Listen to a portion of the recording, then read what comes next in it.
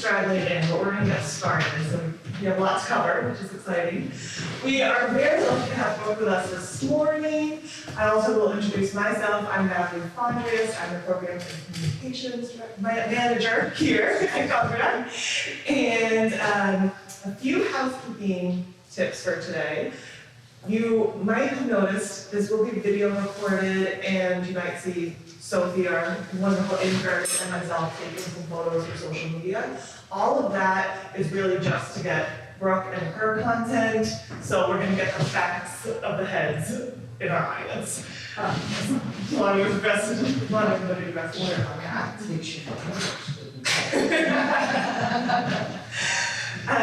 Also, you may have noticed over here, we'll have some prints and cards for sale after the presentation. Also, if anyone is interested, you can take a photo and or scan these QR codes, which will take you to Brooke's website, Instagram, and Facebook. And then I also want to remind everybody that one of our member benefits is that if you are a member and you have printmaking experience, you can rent out our print room downstairs, which is where this press usually is, and you can use that for $10 an hour. It's your own time. And taking a printmaking class with us that uses the press does qualify you as being an experienced printmaker. So that's a really great option to keep in mind. Of course, if you have any questions about that or any of our classes, please feel free to just drop by the front desk. Or if you have a question that comes up later, always give us a call or check our website. So, let me bring it back to Brooke. And again, I'm very excited to have you. Brooke received her BFA in printmaking from Mass Art and currently shows her work in New England, New York, and beyond. And we have a lot to get through today, like I said, so I'll hand it over. Please help me welcome Brooke. Hi, everybody. Thank you for coming. My name is Brooke Lambert. Like she said, I'm an artist. I live locally in Lowell, Massachusetts. I show my work locally as well as in New York and also across the United States. So I have a slideshow for you that I'm going to do first. It kind of shows like how I got into printmaking, how I specifically got into collagraph printmaking, and then I'm going to do a demo for you. And also, if you have any questions at any point, there'll be a portion at the end for questions, but I'm the type of person that like just shout at me. So if you have questions along the way, just ask. So this is the first plate I made. I actually brought it in with me. So I'll kind of show that, and I have smaller ones to pass around as well, but just to start off right away, showing you some art. So that's one of the first prints I made from this plate. So I'm going to put that there for my collagraphs. And this is just to show you some of my art to start with. So this is also all available on my website. So later on, if you are interested, you can scan that. But I'll just go through these. So these are various sizes. Each are made from a matrix, and then I print them and paint them afterwards, which I'm going to show the whole process today. But just to give you an idea of the type of work I do. These are all collagraphs painted with gouache. Can I ask a question? You print them in one color and then go over? Yes, and we do a very detailed explanation of all of it. But yes, I do print them one color and then paint them with the multiple colors later. Yeah, it's a great question. So we can always come back to this. I just want to show you roughly what I do. So.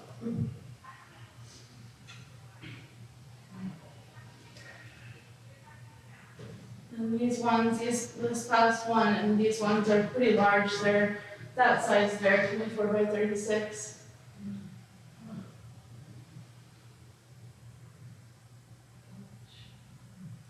So, all right. Do any of you do printmaking, or any printmakers? Oh, lots of you. That's awesome.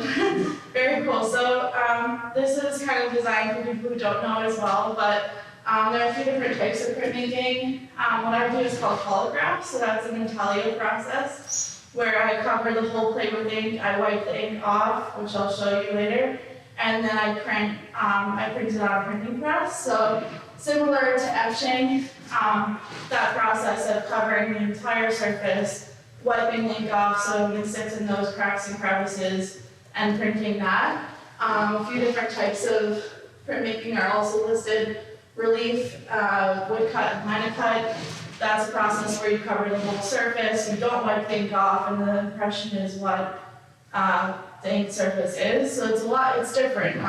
This process of collagraph, I actually build on top of the surface different materials, which I'll talk about more in a minute, but it's raised versus impressed in, so different than relief.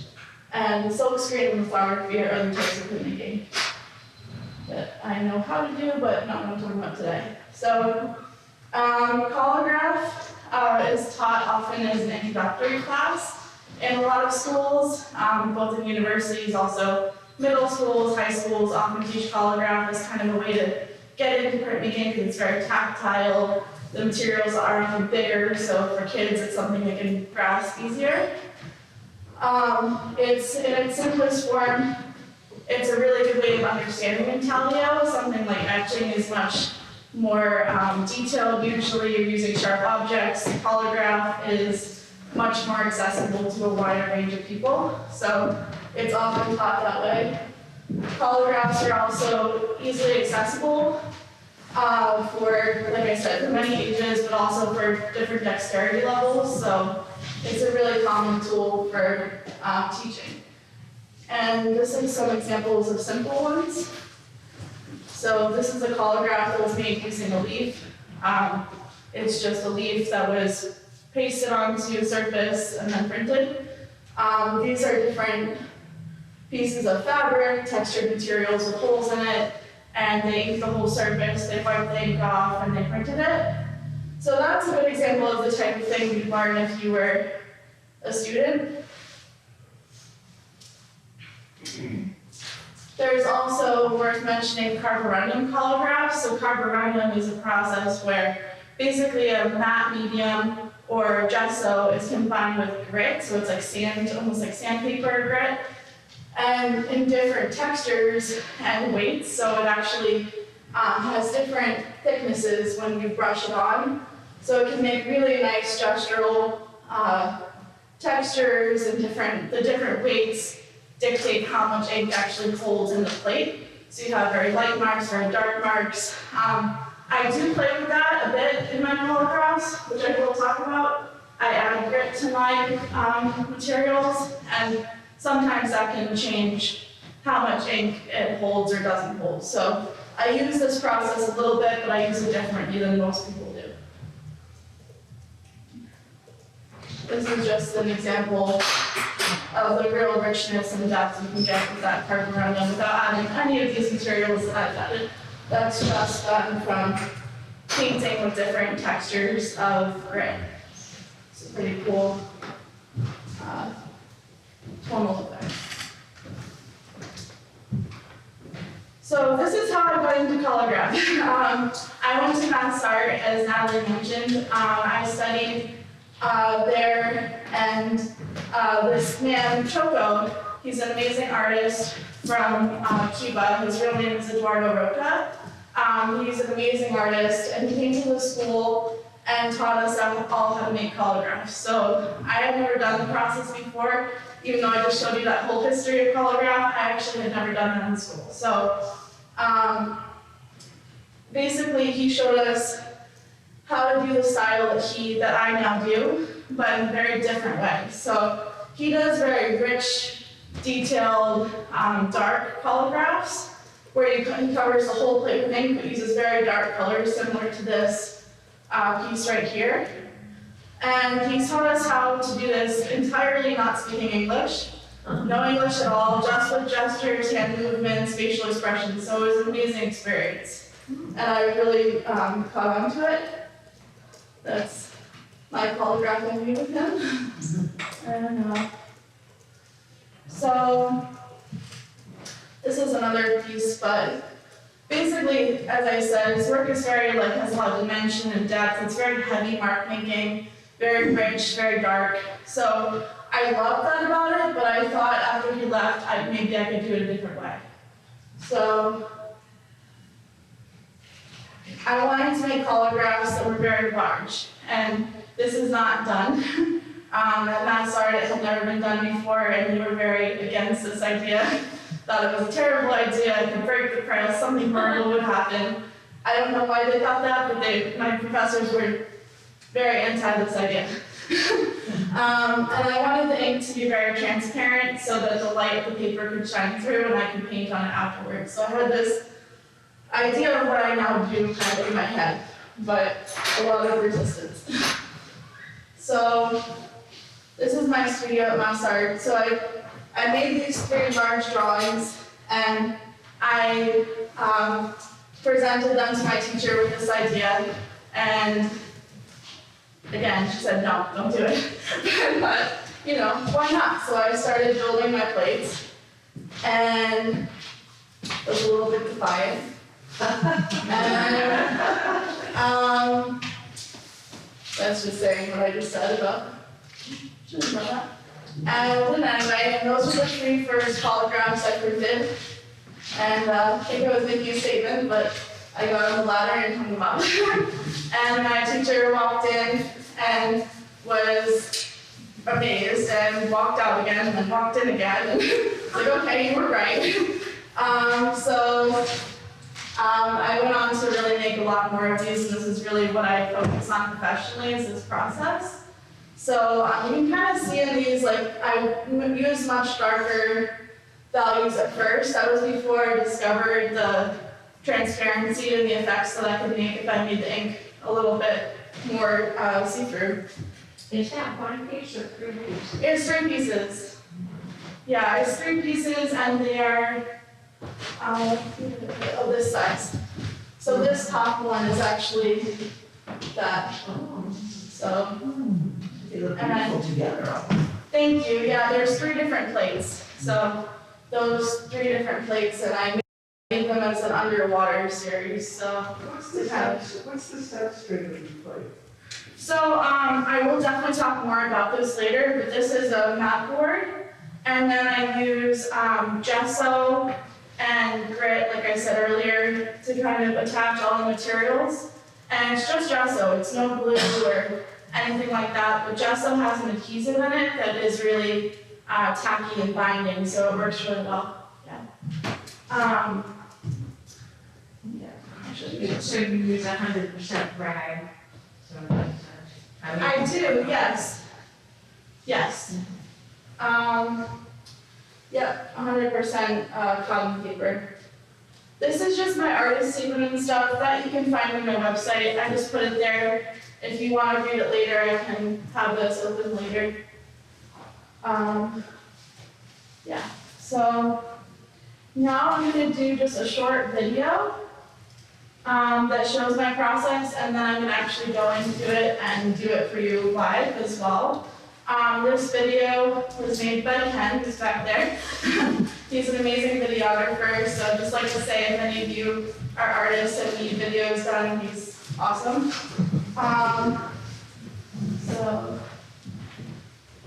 Alright. So I'm going to play this. I hope that the sound works. I didn't check that. Let's see if it works. No. I think you might also want to just unmute from the keyboard. Oh. See if that'll work. My primary medium is collograph, and most of my prints are inspired by the ocean. First, I collect materials to build a low-relief plate out of gesso and mat board. These materials are often things like string and netting, things that you'd find that wash up on the beach.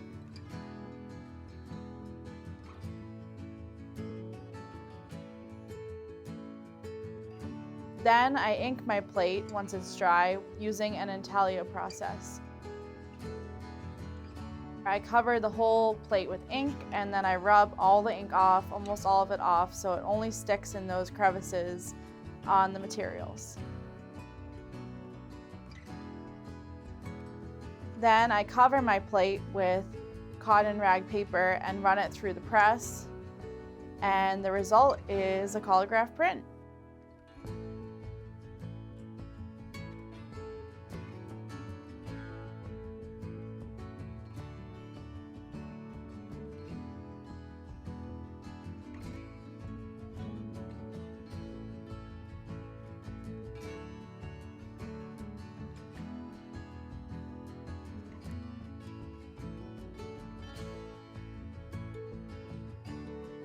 Once the printing process is done, I then take my print and paint it with gouache.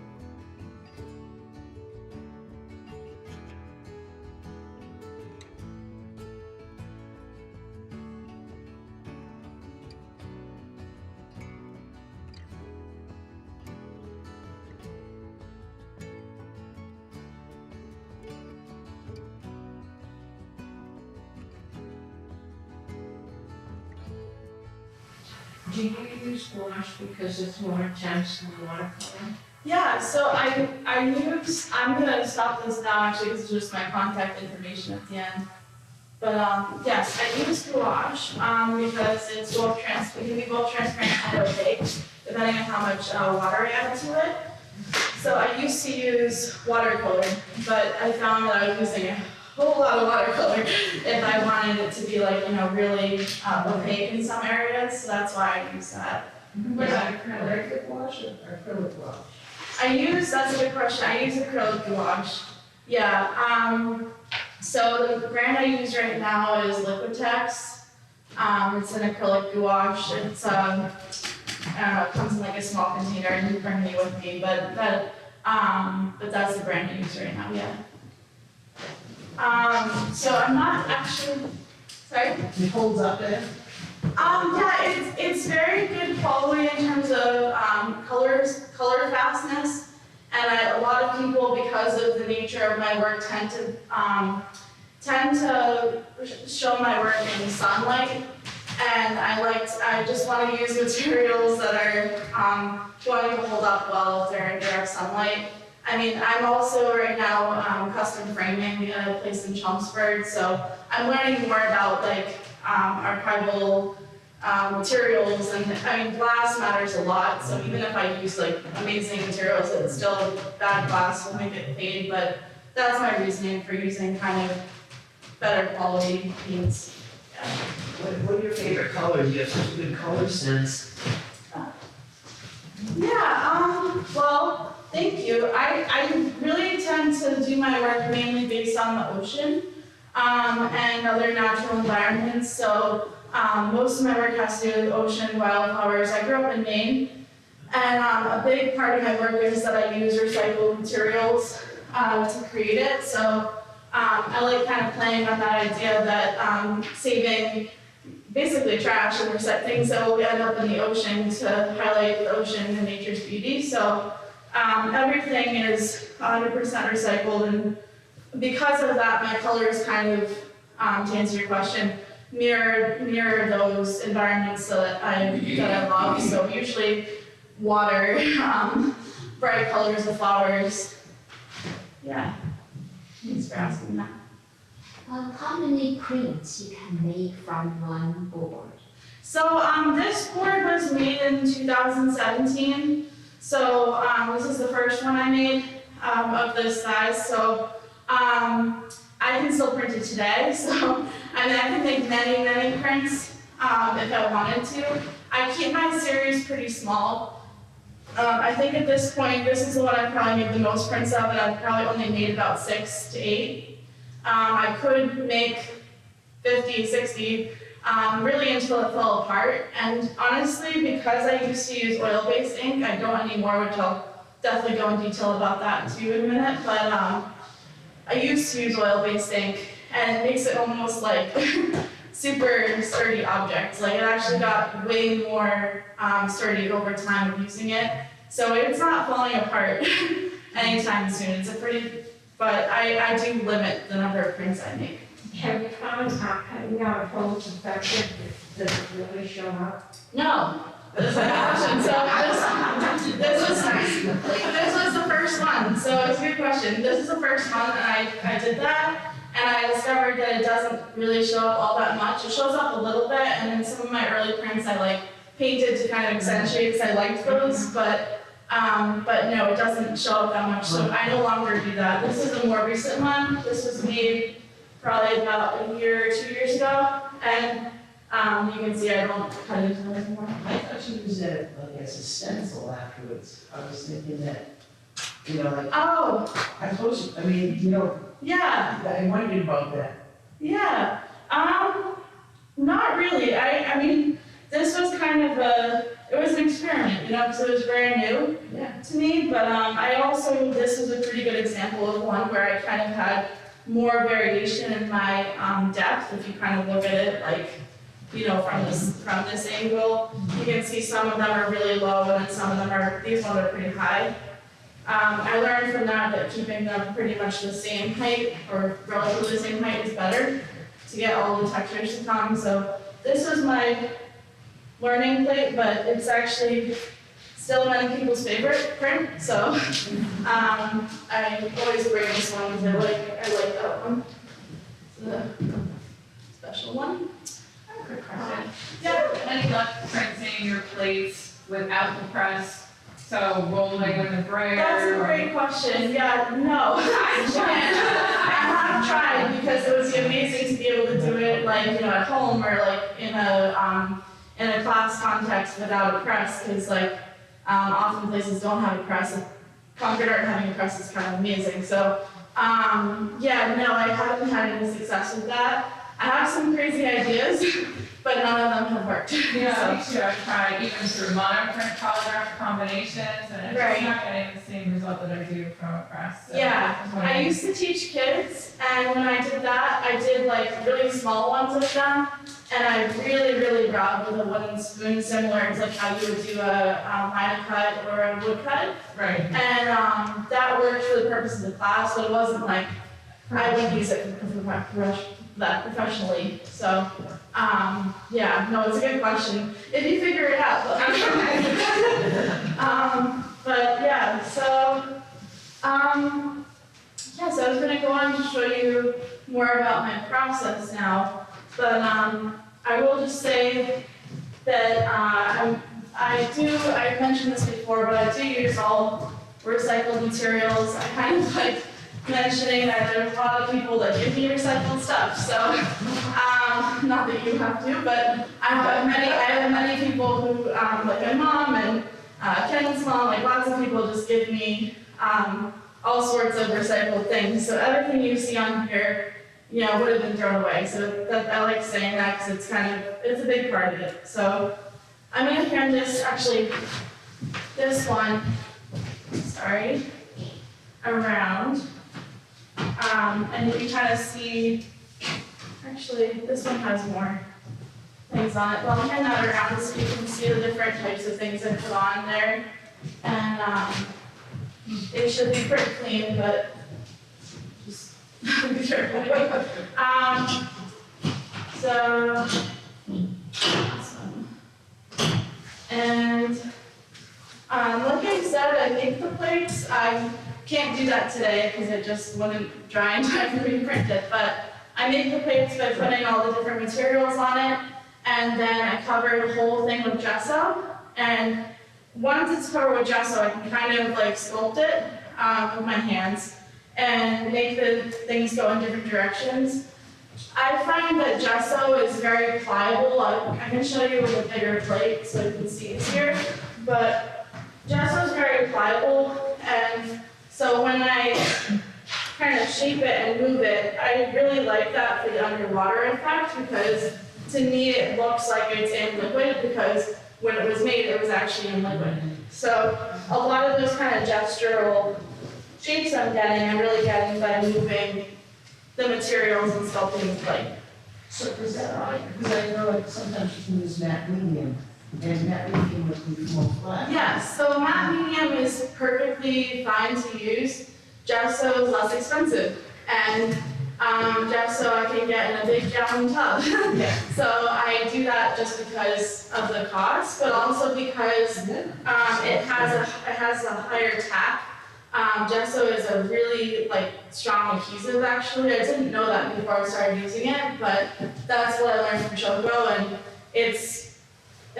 you can feel this, but it's extremely tacky and Carve back into it too. yes. Yeah. Yeah, so this one's a good example of one where I did that. I did kind of scratch into it. Some of them I do that, some of them I don't. You can kind of feel that this is like sandpaper. Yeah. The one that I'm passing around has this too. And that's not grit, it's just Is it How grit? long does it take to dry? So a piece like this obviously takes longer than the smaller ones, but usually about 48 hours. Yeah. So I always put in the plate then the acrylic gel after the whole thing was finished, to kind of give it, I guess, the resistance to Yes. Do you do that? Or It's a great idea to do that. I don't. The reason I haven't is actually because I used to do oil-based, and the oil would actually create a layer. I don't clean my prints. My plates in between use. I actually keep the ink on and let it dry. So that creates a kind of like a barrier. I print multiple ghost prints. So if you don't know what ghost prints are, it's basically like a first print, and then I do many prints after that to get the ink off. So I actually use mainly my ghost prints, which I'll show you in a minute, but to make my art. So printing it multiple times is really how I do it. So I never do the acrylic or matte medium afterwards, but it's not a bad idea to do that. I just don't. Yeah. So, how many layers of gesso you put on, or how thick you wait till dry? It's really thick. Yeah, everything is covered. So, I actually coat the whole, every material on here. I dip in the gesso, I put it on, I layer the gesso, so it is thick. But I try not to make it thicker in some areas and thinner in other areas. It is pretty even, but it's pretty thick. You dip in fabrics and stuff? I dip everything. Every day, like a bucket? of- Yes. Dip it in I there? have a giant bucket of gesso. Messy process. It's very messy, and I was drinking in my apartment for a long time. So, until last week. I just got a new studio, which I'm excited about because I can make a mess. But, I put down big sheets and plastic, and it's all crazy. So, and I should point out that this one goes with this, so in case you didn't figure that out. But this is, printed. So, this was printed in this darker blue color. And then I painted afterwards to get the colors. So, okay. So you're painting on the ghost print with the brush? Yes. Okay, thank you. Yes, kind of like in the video. So most of my prints that we show end up looking like this. So this is a ghost print. So my first print is very heavy, and I'm gonna show that whole process in a second. But my first print is very heavy ink, and I do use that for other purposes. For darker prints I make, I also have a blue series. So I often use blue ink, so I have a blue series of prints. But this is the ideal amount of ink in order to paint afterwards. So, and that's also this plate, so you can kind of see them together. But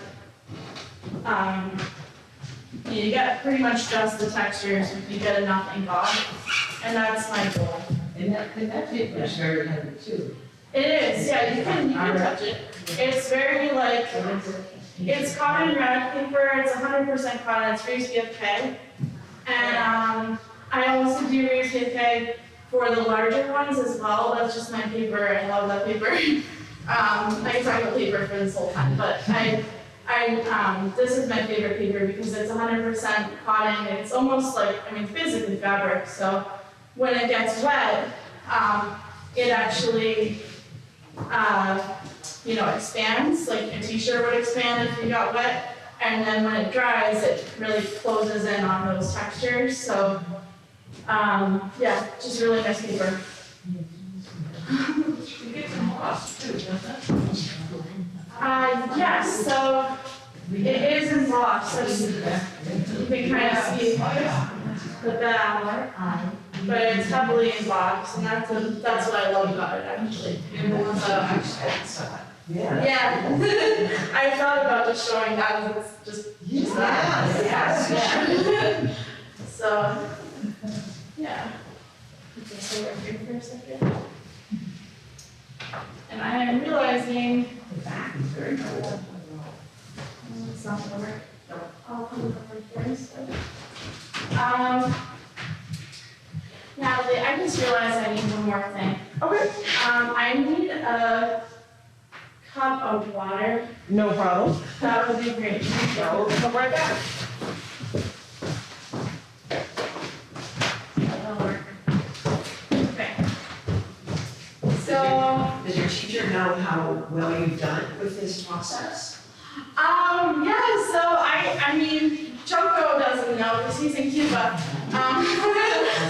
Yeah, no, it would be nice. I actually applied for a grant at one point to go visit him. Didn't get the grant, but maybe in the future. So, yeah, that would be cool. All right, so this is another plate, and it is, I could use either one actually. Maybe I'll use this one just because it has more textures on it. So I'll do the inking demo part now. So good time to mention, I'm represented by Akua Inks and Speedball Art Products. So I just recently got that opportunity. It's really exciting. Susan Roscoe reached out to me and is representing me as part of their company. So it's really great. With that comes like assistance for classes that I teach, and I did an interview on the Akua Inks page on Instagram. So if any of you have Instagram, look it up. A lot of it is a repeat of what you're seeing today, but she asked some really great questions that might be interesting for you to see. And like Natalie said, my Instagram is right over there in case you want to look at it later. So I do use all Akua products. I used them before the art completion, and I just fell in love with them about 3 years ago. They're amazing, and they're very much better for you and for the environment than oil-based inks. So that's why I made the switch. The print shop I currently work in is in Dover, New Hampshire, and it's called the Art Center. It's a really amazing space. They have a gallery, a frame shop, and they have a printing press and print shop. So I found that during the pandemic, and they kind of, I don't know, I had already started making the switch, but they pushed me towards it. So I owe a lot of that to their use of their space and their push to be environmentally more conscious and aware. So Akua is made, it's water-based, so it's also soy-based. So it is water soluble, but it is not, it has a binding agent, which is soy. So if you use it, you can't actually, manipulate it to move it with like watercolor or gouache. That's what I was most worried about, because as I kind of showed already, I paint on top of my print, so I was worried that my ink would run and kind of blend together with the ink. But it doesn't because of that soy. So if you're someone that does mixed media like me, this is a really good product still if you're using water-based to go over your stuff, because it does have that soy component. It also doesn't dry very quickly at all. And that's sometimes annoying to people. For me, I actually like that because I tend to kind of manipulate sometimes ink after it's dry. If you use a dry brush and you can kind of like move the ink around, it's pretty cool that way. So if you use it to your advantage. If you don't like that, then I don't know what to tell you. But it does dry with heat. So if you have a hair dryer, anyway. One thing if you use a water-based paint over an oil-based ink, it separates a little, right? So your water-based isn't totally laying as heavily over the oil-based. It's a really good point. Yeah, so actually this big print that I have here is with oil based. So yeah, the oil kind of sits a little bit above it, like you're saying, and it has kind of a sheen to it. But that's a difference with this. Doesn't have that sheen, and it's also very flat. So it's a really good point. Yeah, I used to like, I still do like the sheen of oil. I mean, I think all artists love oil at some point. But I like, yeah, I like that this is kind of a flatter color. It's also very matte. It doesn't have that like shiny texture. Yeah, so this is transparent base. I mix transparent base with all of my colors. So I always start with that. The reason for that, I think they changed it. What is that? It's so much more amber than yeah, so used to be. I know they keep trying to change them. it dries clear and it mixes clear. Oh, that's the transparency. Yes. That's oh, I thought it was an actual ink. No, it looks like it, but it's the reason it's brown like that is that's the soy stuff that's in it and the gum arabic. But anyway, yeah. So when it does dry, it does mix completely clear, so it doesn't look clear, but it is. So basically I always start with that. And then I have one of their colors. This is a new one they just came out with. It's Prussian blue. And I just love Prussian blue. It's my favorite blue, so I picked it.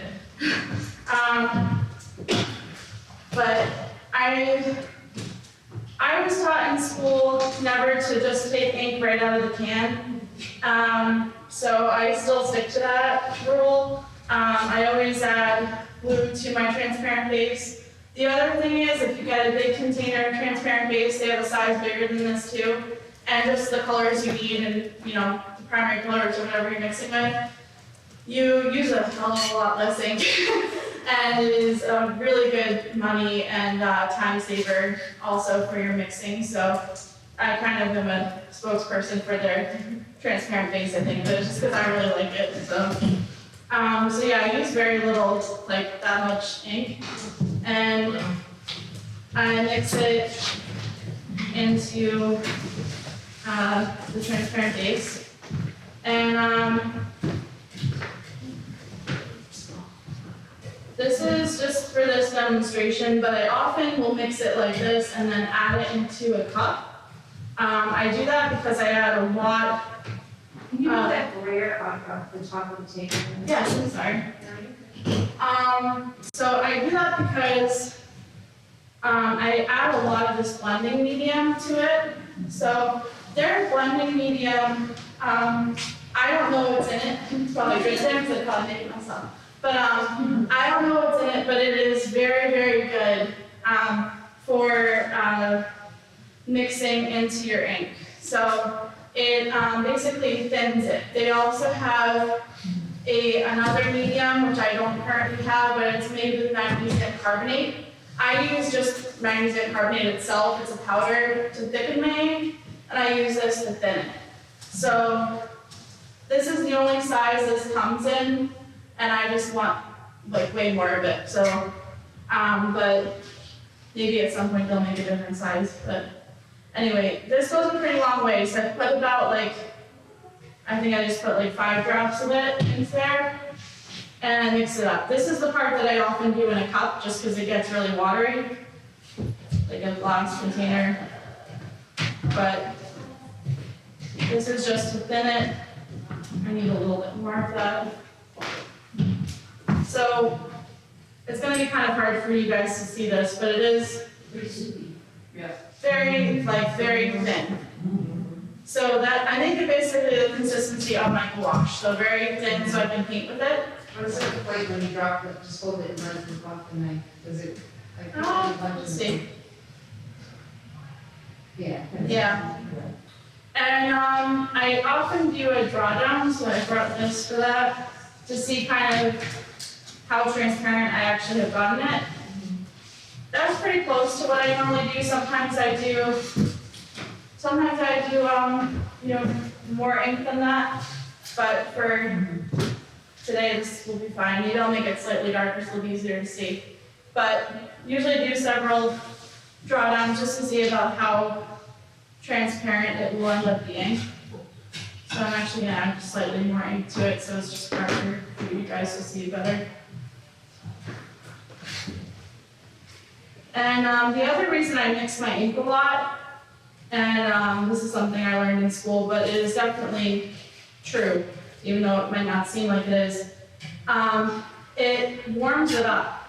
So when you move it around, it actually, the chemicals in your ink and all the ingredients in it will bind better if they're mixed, partially because they do separate, but also because of that heat activation. So I would recommend always, if you're using a Kua, and even if you're using oil really, to mix it pretty good. Okay. So this is my plate. So this is probably obvious, but obviously I wait for it to, the gesso to dry and everything before doing this. Then I take my brush. Usually I use kind of like inexpensive brushes that are usually round brushes is the ones I use because it has the ability to really dig in there. I do wrap brushes, so I would recommend if you end up doing anything like this, don't get nice fancy brushes. So I think I can show this part actually a little bit up here so you can see, but I basically use small circles to cover the entire thing. And similarly to etching, like use your ink not sparingly but evenly. So I don't want like a big gob over here and not that much over here. I'm really trying to make it as even as possible. And really not like a super thick layer, like a thin layer but completely covered. Did you ever make a dauber with that, like roll it, you know, like a cigar? Oh yeah, that's a good idea. I don't do that. I just find this is pretty efficient, so it's easier for me to hold the handle of it. But that's efficient. I have done that for other processes, not for this one. Let's get the rest of it. Okay. You have a lot of ink on paper. Is there a way for you to save it? For this, yes. So that's a really good question. If you mix this into it, I wouldn't suggest putting it right back in there. If I hadn't done that, you could put it right back in, it wouldn't dry. That's actually a really amazing thing about a Kua ink that is different from oil. You know, if you've ever used oil-based ink, you know, it kind of crusts if you put things back in, it's a bad idea, you lose a lot of ink. With this, it actually, you put it back in, it will stay good for forever. I could actually leave this here overnight for like 6 days and it wouldn't dry out. So that is really cool about it. I actually had a friend at one of my old print shops who would purposely leave her ink out because she thought it was so cool. So it was kind of obnoxious but really funny. So yeah, so I'm gonna put on these gloves now for this part of the collage, the very second one. You can't combine a Kua with the other oil things. No, it won't mix well. Kind of like oil and water don't mix. Oil and soy don't really mix very well either. It just won't, like, it'll separate. It's a good question. Yeah, so I made this. Usually I have tarlatan that I use. I didn't have any today, so I just balled up some paper towel for this. Tarlatan is like cheesecloth, but it has kind of like a powder on it, so it's very coarse cheesecloth, and it lasts a long time. You can use it over and over in the, you know, I guess the spirit of recycling. It is a good thing to get, but this is what I'm using for now.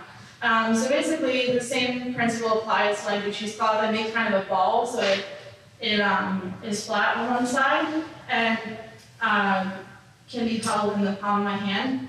And I do small circular movements, so I'll just so you guys can see a little better. But basically, just go over the entire print in small circles, and I usually do exactly what I'm doing now, just one pass over, just with one side. For something this small, obviously, for a big one like that, it takes more times. But this is a pretty good one. And then I open it back up, find a clean area, ball it back up, and go over it again. And you can kind of see when I do this that I've gone in, when I hold it up, a lot of that ink off. So after I do that, I then,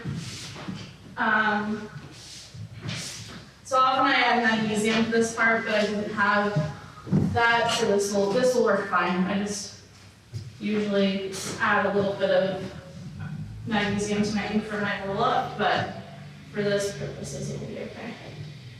So, depending on how thick, how transparent or not I want the print, sometimes I don't roll up my plate, but I usually do. So, for bigger plates that I have a bigger, much bigger, nice roller. For these smaller ones, I find a roller where this size or even a smaller one works fine. So, that, and clean up any parts I've got.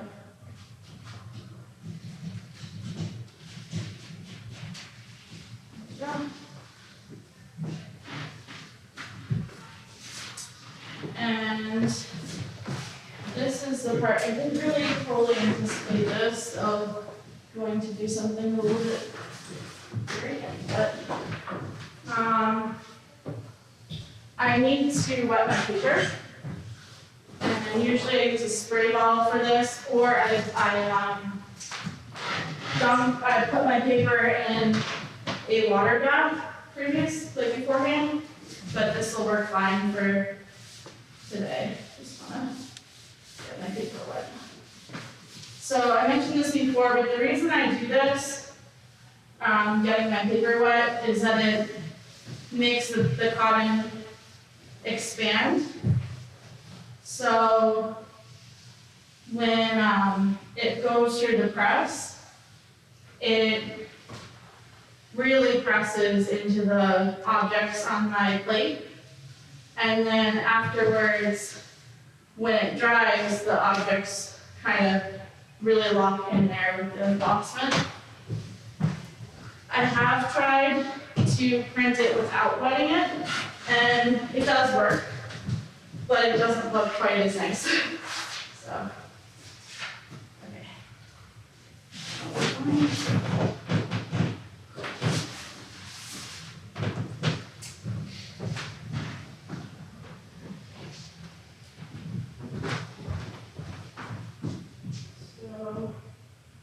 I don't worry too much about where a line that prints up, because I don't register them to have a border around them usually. They are mostly now actually completely floated, so I don't really worry about registration for my collagraphs, but for other things I do sometimes. So for this, we're actually going to do a few prints on this one page, so I'm going to put this here.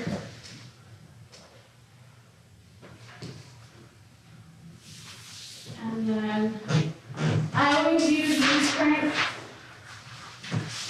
It's just a good idea, just to keep your blankets nice and clean. My collagraphs hold a lot of ink, especially the big ones. So it is overkill what I do, but I'd rather do it than have paint all over my blankets, so I usually use 2 layers of newsprint.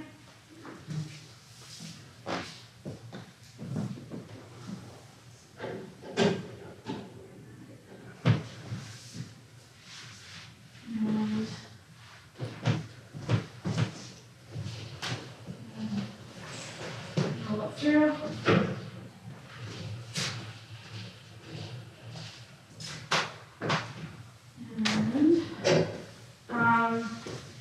Do you want to take a picture of the reveal part? Sure, do you want to get a pass that to me? That might be a fun picture. Yeah. How about a video? Oh, careful. How not ruining all of it.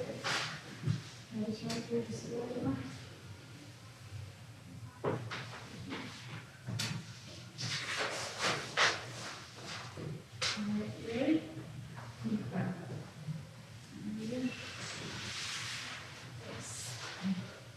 So, so you can see this, even though it looks like I got so much of that ink off, there's still a lot on there. And if you were to go to my website later, I have a series called Between You and Me that is all about kind of distance over water and space between people. And for those, I often include blue, darker prints. So I don't like throw these away or anything, it's just not what I use for the brighter colors. And then, where did I put that? Okay. So now what I would do is, this is now going to be my ghost print. So I'm going to put, We need help. I'm good. Thank you. Yeah, I was holding too many things. Okay, this is great. Thank you so much. So yeah, so I just changed my paper to a clean area, and I'm gonna put these back on here. And we'll see what happens.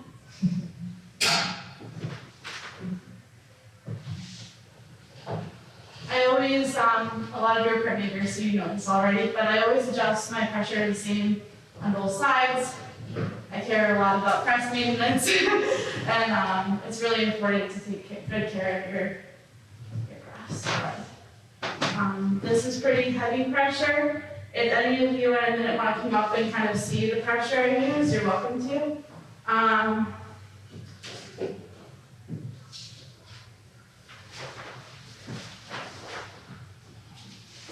Might be a little bit too heavy.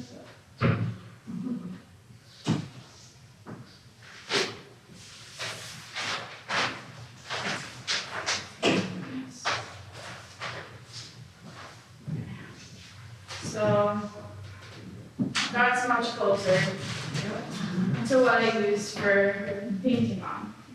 So sometimes I can even get a third one. I'm not going to do that right now, but sometimes I can even get a third print out of it and use the second and third print. And then, like I said, I use the more inked prints for other purposes. Sometimes I even cut them up. I've made some really cool bookmarks. But yeah, so that's that. And then afterwards, I paint on top of it to get those colors. That process is not something I'm going to show today. Just will take way too long. But that's kind of good. I can press this around. Dry before you go to the workshop? That's a great question. Sometimes I wait for things to dry, sometimes I don't. I'm impatient. But you should wait for it to dry just because it won't mush around.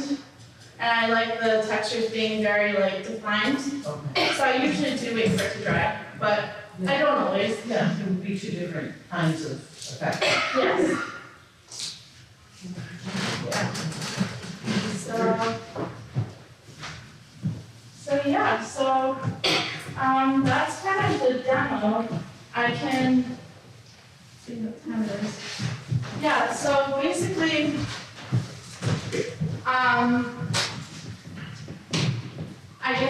you like questions, and I can talk a little bit more about, I can do another print. Yeah, let's open to questions, but really, whatever Yeah. you'd like to go. Okay, yeah. On something that size, so in a print like that, then what do you do, just go straight on the paper with those bright colors, or did you augment the darker back color? Good question, yeah, so I do just go straight over it. I don't like change the ink at all. This one was oil-based, so, once it was dry, it's really pretty sedentary, it's not gonna mix with anything. So yeah, it is pretty, yeah, not movable. So I did paint all these other, just directly on top, yeah. Including the green and the purple? Good. Yeah, everything. Okay. Yeah, so there is some of that, like how you see in the second print, like kind of hazy, lighter color of this dark blue in there. So if you get closer to it, you can kind of, I'll lift it, so you can see, but you can kind of see that like some of it is, you know, in there. Yeah. And it is a blue color, so it mixes with the overlay that I do. Right. But it doesn't, it doesn't mix, it layers, I guess, if that makes sense. Yeah. Yeah. So when you add color there, you follow the pattern you already have, right? Yes. And that you fill in the color in the space you want, Right. whatever color you Yeah, exactly. It's kind of like coloring in, a matrix that has already been done. I do often, I don't know if I have any of these. I think I might have some in this print thing. Sometimes, this would be good to just pass around for now, but sometimes, find one where I did a good example of that. This is a good one to show you. So like sometimes I paint different shapes on top too. So it's not always just like filling it in. This is another one that has, some shapes. So it's not just following a matrix, but a lot of it is kind of going with the thing the sculpture part of it, and yeah. It's like a base, Right. inspiration, and then you add things Right, to the same. definitely. Yeah. Then pass this around to them. Is the ink spray one of those things where you go to a straw at loose ink, the top left circle? Oh, here? No, not left. Oh, here? Yeah, that spray of ink. It's actually just my mouth. Oh, okay. Yeah, I kind of make like a little, curve of ink that's like, or paint, gouache, that is like wet, and then I just blow on it, that's it. Yeah, yeah, that's a good question. I mean, I find it's something that would be kind of interesting maybe to talk about. When I make my plates, making the plates and making the prints, there's kind of 3 steps, because I'm making the plates, then I'm printing them, and then I'm painting them. And those all have very different kind of like feelings and gestures associated with it. Like I'm very much, like with this, I'm like building, I'm really getting into building. I usually play like rock music and heavy metal, and I'm like, I'm really making stuff, and it's very energetic and kind of like raw, I guess.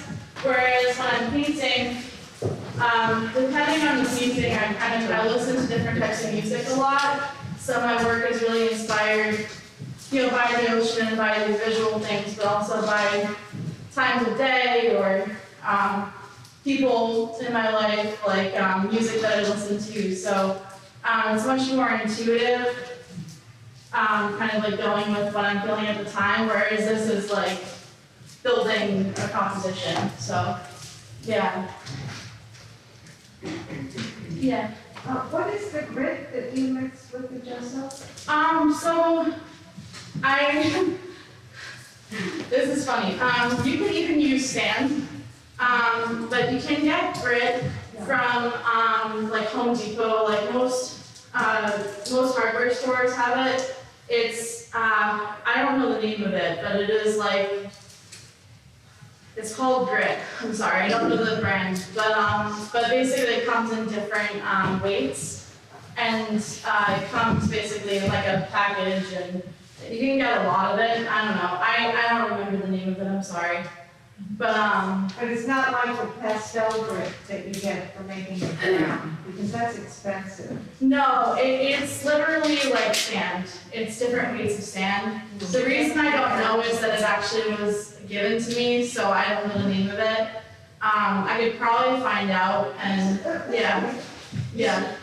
Always in your, just so, like, from the beginning? The grit? Yes. No. Oh, okay. That's a really good question.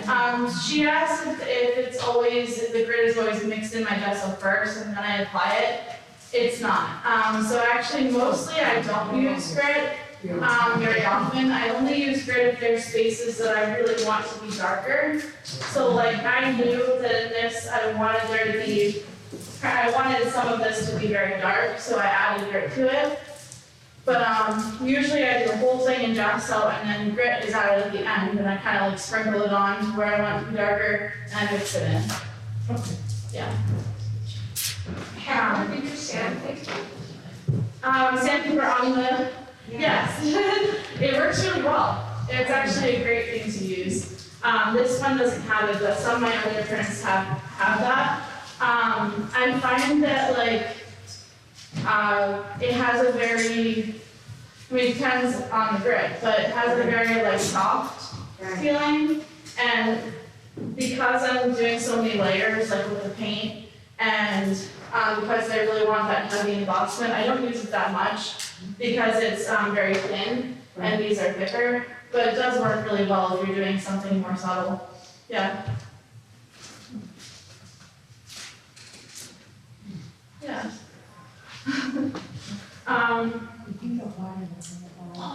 Anything else I can tell you about? I can pass around another plate if you want to see this. This one I use much thinner materials, like not as heavy. So I do kind of play with that a lot. I play with the different thicknesses, like thick or very thin. But I always keep it the same, for each plate. So, but that one is very thinner. Do you always work on that? Yes. You still No. Yeah. This is like the backs of notebooks and stuff. Like I said, recycled things. Yeah, so like this is a really thick piece of, mat board. I think this I might have bought, I'm not sure. But I often use I save all my old notebooks and use those, yeah. But you don't have to seal that. No. Yeah, I don't see a need to. And I kind of have this theory of the least you touch something, the better, kind of, if it's gonna be something that could deteriorate. I don't know how to explain that, but I kind of don't want to mess with it too much. But no, it's never had a problem. And these have lasted, like I said, that big other one, wherever I put it over there, has lasted since 2017, and I've printed it many times, so they really do hold up. You don't mold with modeling paste or anything, because it's some places, there's a heavy texture. That's gesso. That's just gesso. Yes. Just different thicknesses. Yeah. So that one I just brushed it on with a brush and kind of then let it dry. I didn't touch it, so it held the shape. Is there something is there a brand that's thicker than others? The brand I use, Golden. I've used Golden. I've used the Blick brand that's just Blick. Sometimes, to your question, that one I might have done this. I do add occasionally magnesium carbonate, and that does thicken it. Yeah. So that one I probably did add that. You add the mag to the gesso? To the gesso. Okay. And do you add that to your blades and put them on thicker? Yes. Not just like watercolor like you did? Right. So usually for the thickness, for the magnesium, I usually add that before I roll up. I didn't have any with me today, so I just used it out. So you create, when you do that, you're creating a viscosity, like a thin and then thickers over that, so Yes. then get a different effect when you print it. Okay. Yeah, I also I showed you the print that I did just now, but I often will ink over with a lighter color. I don't have an example with me of that here with me, but sometimes I'll ink, do the whole process, the entire process with the dark blue or green, and then I'll use yellow or red, like a brighter, vibrant color, and I'll roll over. So that can be really, very effective too. With the mag in it? Yes, yeah. So it's only touching the things that are sitting up high. Mm-hmm. You're not trying to force it. Exactly, yeah. Although someone just gave me a cool idea in the interview I did for Kua. Someone commented, do you ever use release agent for your prints? And I haven't, but what release agent does is it kind of like spreads things.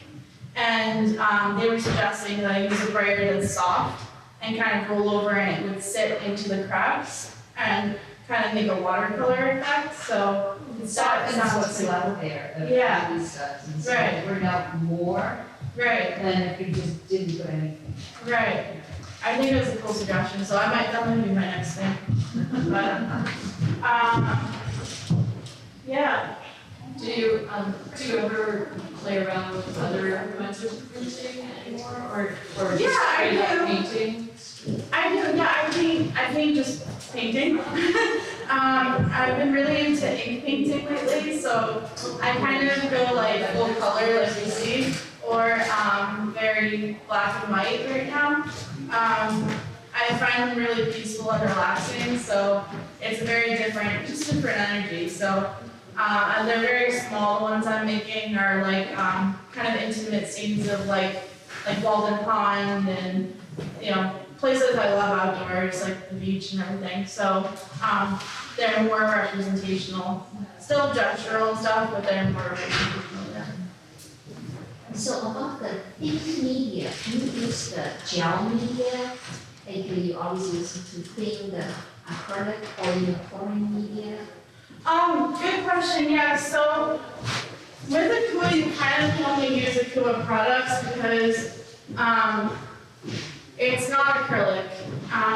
It's not acrylic based. It's soy based. So acrylic kind of has this almost like plasticky texture. So it doesn't mix with the soy. So you can't really use like medium or pouring medium with this. I could use it if I wanted to switch to acrylic instead of gouache. I could use it for the painting, but I can't really use it for the printing. Yeah. And basically kind of there have been a few questions about the viscosity stuff, but I keep it really simple with that. Basically this is what I use for thinning. So any of the painting I do, I use this. Blending medium, that's what it's called, the Kua blending medium. It comes in this container. I'm pretty sure they only have this size. And then for thickening, I add magnesium powder to my ink. Someone asked once if I make the magnesium into a paste first. I don't. I just add the powder directly to it, and it does mix really well. Yeah, the acrylic mag is meant for children to use, because Yeah. it's not a powder. Yeah. So if it doesn't, you don't have the chance that they could breathe Right. it in, and it's terrible. It's like I love a cooler, that's all I use, but that is the worst product in their whole line. Yeah, I don't use it. I've actually never used it, so I don't have any experience with It's it. awful. But magnesium powder, you get a big bag of it, and it works Lasts very well. forever. Yeah. So I know, I one thing I learned, this is really funny actually, but don't add magnesium to your jars and then close the lid because it expands, and my friend actually had it blow up. It blew up in her locker. It was really pretty funny. But yeah, I learned don't do that. When it's wet. It expands when it's. Yeah, so like what she did is she had like, a jar like this, and she added magnesium powder to it, and then screwed on the lid. And then overnight, the magnesium expanded, and she opened her locker, and the lid had popped off, and it got everywhere. I didn't know magnesium did that, but apparently it does. So just heads up. I thought it was pretty funny though. Because it's a bad video. Yeah, it wasn't I just have never seen that happen before. So I don't know what's in that stuff, but maybe that's the least environmentally friendly thing I use. Just so I'm going to try and check it is targeted to 12. Okay, great. Everyone is welcome to stay, we'll be here, but we want to be sensitive to people's time, if anyone does have to be back in. Yeah. So if you guys have any other questions. It's like a concert, there is stages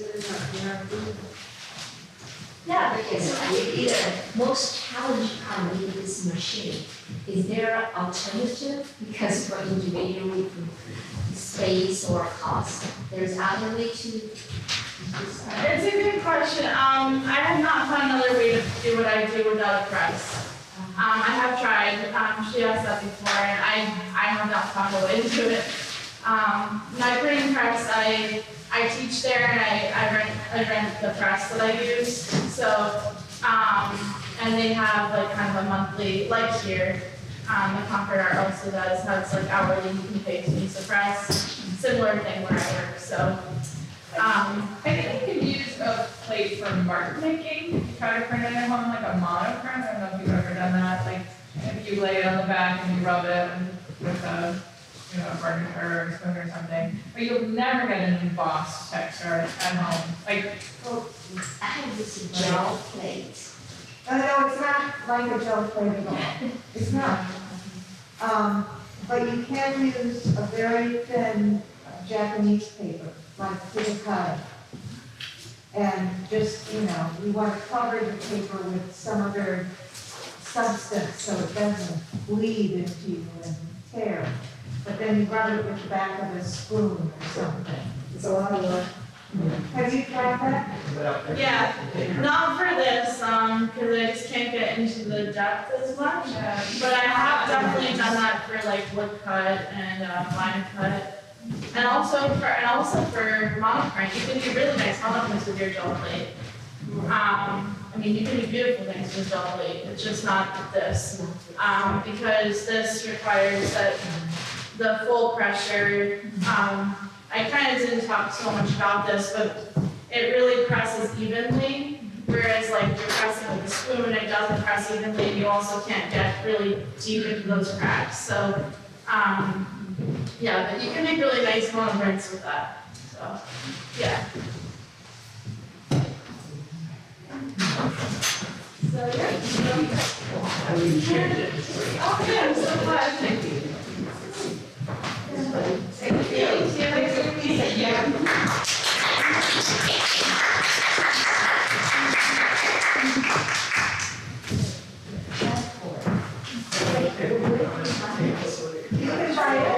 I would want to come to take a closer look at any of the products or objects on the table here, please feel free. And again, race cards. And online addresses are here on the table. You are very welcome. Take your time. I'm in the same position. Thank you. I know.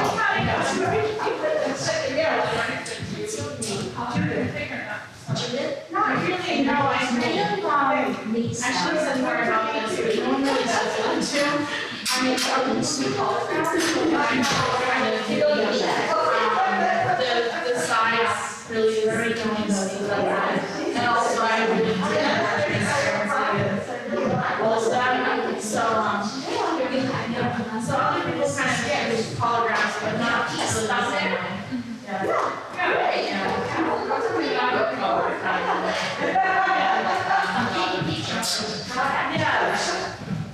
Yeah, it's gonna be more popular, I feel like, because I've seen other people start doing collagraphs, but I'm probably the only person who does the crazy big ones.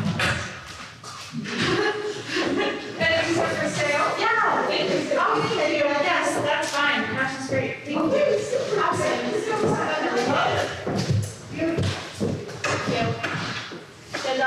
called resin or water.